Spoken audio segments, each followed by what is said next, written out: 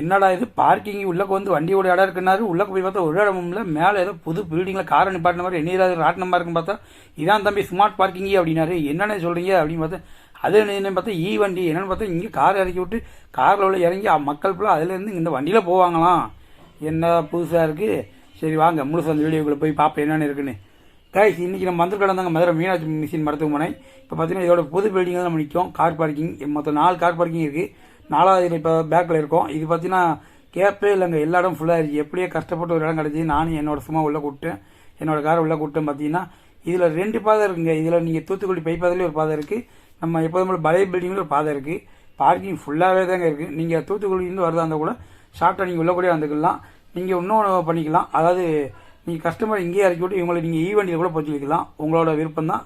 அவங்க ஓகேனா நீங்களும் எடுக்கலாம். இதாங்க பேக்கில் உள்ள அந்த பில்டிங்கு பார்த்துங்க. இந்த கேட்டு தான் அந்த கேட்டு, அதாவது தூத்துக்குடி பைபாஸ் இருக்கு இல்லையா, அதோட கேட்டு தான் இது. நீங்கள் இந்த தூத்துக்குடி பைபாஸ் இப்படியே வந்து நீங்கள் ரைட்டில் அப்படியே லெஃப்ட்டில் உள்ள நேராக பார்க்கிங்கே போயிருங்க. நன்றி மக்களை. அடுத்த